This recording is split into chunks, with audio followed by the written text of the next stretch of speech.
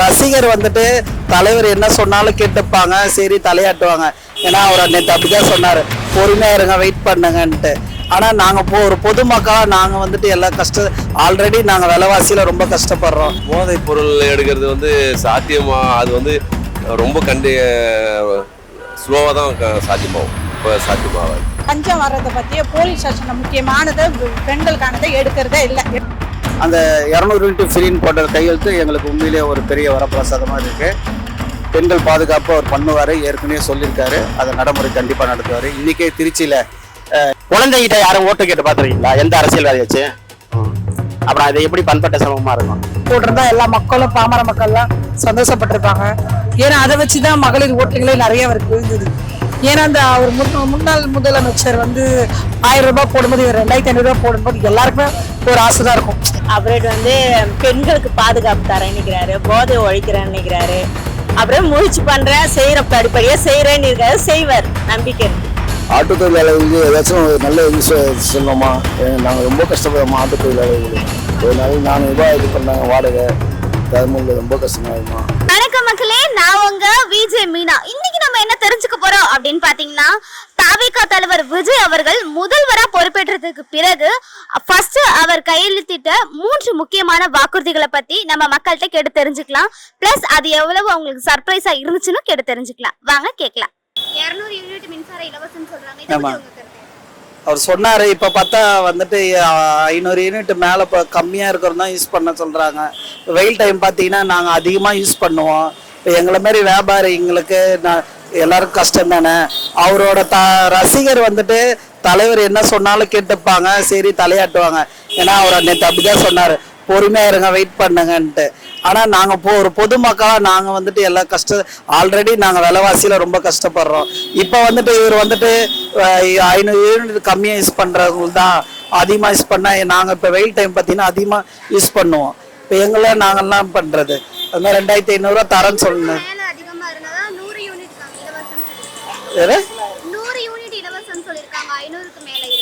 கொஞ்சம் கஷ்டமா இருக்குது.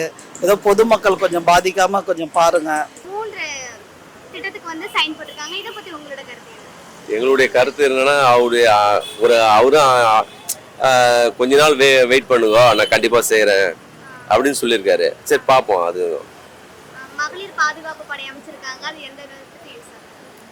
அதான் ரொம்ப சந்தோஷம், வரவேற்கிறோம். ஆனா அது போக போக பார்த்தாதான் அதோடைய நிலைமை வந்து கரெக்டா புரியும். அப்புறம் போதைப் பொருளுக்கு எதிரான நடவடிக்கைகள் எடுக்கப்படும் சொல்லியிருக்காங்க. இதெல்லாம் சாத்தியமாகுமா? போதைப் பொருளை விட்டுட்டு மது பிரியர்கள்லாம் எடுப்பாங்களா? போதைப் பொருள் எடுக்கிறது வந்து சாத்தியமா, அது வந்து ரொம்ப ஸ்லோவாக தான் சாத்தியமாகும். இப்போ சாத்தியமாகாது. ஆமாம், வந்தால் நல்லது, போதை இல்லாத இருந்தால் நல்லது தான். ஆனால் இதுக்குள்ளே சீக்கிரமாக சாத்தியமாகாது. கையெழுத்து வந்து ஓகே தான். அப்படி இருந்த விவசாயிகளுக்கு சொன்ன தேர்தல் அறிக்கையில் கூட்டுறவு வங்கியில் கடன் தள்ளுபடின்னு சொல்லியிருக்காருங்க. அது வந்ததுன்னா ரொம்ப ரொம்ப நல்லது. அது இல்லாத வந்து 100 நாள் வேலை செய்கிறாங்கல்ல, அது வந்து விவசாயத்துக்கு பயன்படுத்தினா ஒன்று மேலும் மேலும் நாடு வந்து நல்ல வளர்ச்சியாக இருக்கும். அது இப்போ வந்து ரொம்ப ஆள் பற்றாக்குறையாக விவசாயம் பண்ண முடியாது, ரொம்ப நலிவு அடைஞ்சு போயிருக்காங்க. முக்கியமான இதுவும் அதுதான். ஆமாங்க, ஆமாம், விவசாயியால தான் இந்த நாடே சாப்பிட்டுன்னு இருக்கோம். அந்த சாப்பாடு தயார்படும் விவசாயி தான். ஆனா ரொம்ப கஷ்டத்துல இருக்கிறவங்க விவசாயி தான். கண்டிப்பா. ஆமாங்க, 3வது ஆட்சி வந்தது ரொம்ப சந்தோஷம். ஆனா இப்போதைக்கு லேடிஸ்க்கான ஆட்சி இதெல்லாம் 3 இது சொல்லியிருக்காரு சார், விஜய் சார். அது வந்து சீக்கிரமா அமல்படுத்தினா நல்லது. லேடிஸுக்கான பிரச்சனையும் அது வந்தா சீக்கிரம் வந்தா ரொம்ப சந்தோஷம் எங்களுக்கு. சீக்கிரமா அதுக்கு வந்து சட்டம் வரணும். ஆமா, அது வந்தா நல்லது. இந்த லஞ்சம் வர்றதை பற்றிய போலீஸ் ஸ்டேஷனில் முக்கியமானது பெண்களுக்கானதை எடுக்கிறதே இல்லை, எடுக்கலை இன்னி வரைக்கும். நானும் அதில் பாதிக்கப்பட்டுக்கிறேன். அந்த சட்டத்தை வந்து அவங்களுக்கு வச்சாங்கன்னா நல்லது. சரி, அவர் முதல்ல சிறப்பாக நடத்துவார், எங்களுக்கு சந்தோஷம் இருக்கு. அந்த 200 யூனிட் ஃப்ரீன்னு போட்ட கையெழுத்து எங்களுக்கு உண்மையிலேயே ஒரு பெரிய வரப்பிரசாதமாக இருக்கு. பெண்கள் பாதுகாப்பு அவர் பண்ணுவார், ஏற்கனவே சொல்லியிருக்காரு. அதை நடைமுறை கண்டிப்பாக நடத்துவார். இன்றைக்கே திருச்சியில் எஸ்பி அவர்கள் வந்து ஸ்டெப் எடுத்திருக்காங்க. மேலும் நல்லா செய்வார், எங்களுக்கு நம்பிக்கை இருக்கு. அவர் கட்சியில் உள்ள வேட்பாளர் எத்தனை பேர் கஞ்சா வழக்கு கடத்தல் இல்லை? பேராவுடன் வேட்பாளர் இங்க மரிய வில்சன் கூட்டம் போட்டாரு. கூட்டத்துல அவங்க கட்சி மகளிர் அணி அமைப்பாளர் மக்கள் எல்லாம் இருக்காங்க, அவங்க முன்னாடியே கட்டி பிடிச்சி உதட்ட தடவை வெளியில தள்ளி விடுறாரு. ஒரு இதுல விஎஸ் பாபு ரொம்ப நல்லவரா? அவரால் எத்தனை குடும்பம் கட்டுச்சு பெரம்பலூர்ல, எத்தனை கடை காலி பண்ணிட்டு போனாங்க. நடைமுறைக்கு ஒத்துறாதுமா அரசியல் கட்சினா. ஒரு வேலை இதெல்லாம் ஸ்ட்ரெயின் பண்ணி நின்னாதான் வாய்ப்பு கம்மி, ரொம்ப கஷ்டம். அதாவது இது சினிமா கிடையாது, அரசியல் களம் வேற, சினிமா களம் வேற. அதனால டிஎம்கேல உள்ளவன் எல்லாம் படிச்சவன் ஒண்ணு, இதுல படிச்சவன் இருக்கான் இல்லைன்னு சொல்ல. ஆனா இந்த அறிவாளிங்கிறத விட ஒரு பண்பட்ட சமூகம் கிடையாது. ஒவ்வொருத்தரும் என் குழந்தைய சாவடிச்சிடும். அது குழந்தைகிட்ட யாரும் ஓட்டு கேட்டு பாத்துருக்கீங்களா எந்த அரசியல்வாதி வச்சு? அப்புறம் அது எப்படி பண்பட்ட சமூகமா இருக்கும்? வாய்ப்பே இல்லை. படிச்சவங்க, அதாவது இவங்க படிச்சவங்க இருக்காங்க இல்லைன்னா சொல்ல, அருண்குமார் அந்த மாதிரி இருக்காங்க. இருந்தாலுமே மக்களை திசை திருப்பி, அதாவது ஒரு இலுமினேட்டான்னு சொல்லுவாங்க, வாட்ஸ்அப் குரூப் அந்த இதுல அப்படியே ஒரு இந்த வலைத்தளத்திலேயே இவங்க அரசியல் பண்றாங்க. அது நடைமுறைக்கு ஒத்து வராது.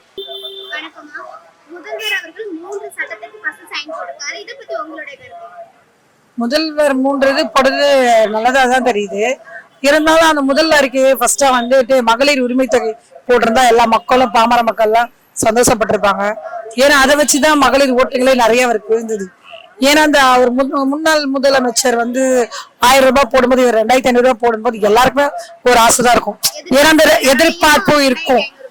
ஃபர்ஸ்ட் அந்த கையெழுத்து 2500 ரூபாய் போட்டதுனால எல்லா மக்களுக்கு இன்னும் நல்ல சந்தோஷமா இருந்திருக்கும். ஏன்னா அந்த 2500 ரூபாய் மத்தவங்களுக்கு அது பெருசுதான். எங்க மாதிரி ஆளுங்கெல்லாம் அந்த 2500 ரூபாய் ரொம்ப பெருசு. அந்த கையெழுத்து போடுறதுனால இன்னும் கொஞ்சம் நல்லா இருந்திருக்கும். நாங்க எல்லா மகளிர் சார்பா எல்லாமே நாங்க எல்லாம் நினைக்கிறோம். 3 வாக்குறுதி இருக்கு பரவாயில்ல. இருந்தாலும் அந்த யூனிட் கூட கொஞ்சம் 200 யூனிட் நாங்களா, அதுலதான் கொஞ்சம் குளறுபடி மாதிரி தெரியுது. ஏன்னா அதுல 500 யூனிட் மேல ஏதோ சொல்றாங்க, எனக்கு புரியல. ஆனா அது அவர் சொல்ற மொத்தத்துக்குன்னு தான் முதல்ல சொன்னாங்க. இப்ப தனித்தனியா ஏதோ பிரிச்சு சொல்ற மாதிரி தெரியுதுனால பாமர மக்களுக்கும் இது எனக்குமே சரியா புரியல. இந்த 200 யூனிட் என்ன, அது கீழே இருந்தா ஒன்னாதான் அது என்னன்னு நல்லா கொஞ்சம் விளக்கமா சொன்னா அது நல்லா கொஞ்சம் இருக்கும்ட்டு எல்லாருக்கும் புரியுற மாதிரியும் இருக்கும்னு நான் நினைக்கிறேன். முதல்வர் அவர்கள் 3 முக்கியமான வாக்குறுதிகளுக்கு ஃபர்ஸ்ட் சைன் போட்டிருக்காரு. அதை பத்தி உங்களோட கருத்து என்ன? நல்லதுதான் பண்ணியிருக்காரு. கரண்ட் பில்லு வேணான்னு சொல்லிட்டாரு.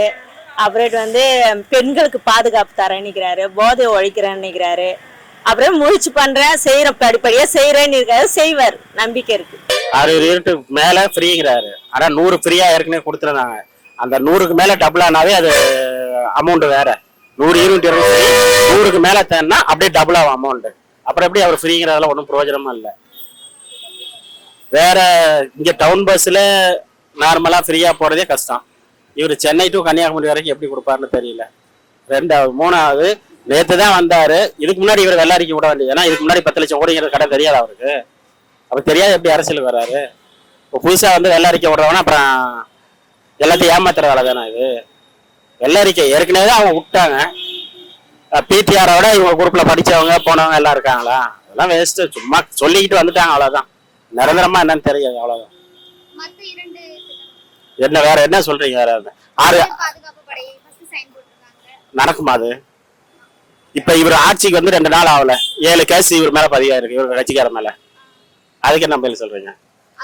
சுய ஒழுக்கங்கிறது ஒவ்வொருத்தருக்கும் வேணும், நம்ம சமூகத்துல வேணும். அரசியல் கட்சியை மட்டும் குற்றம் சாட்ட முடியாது.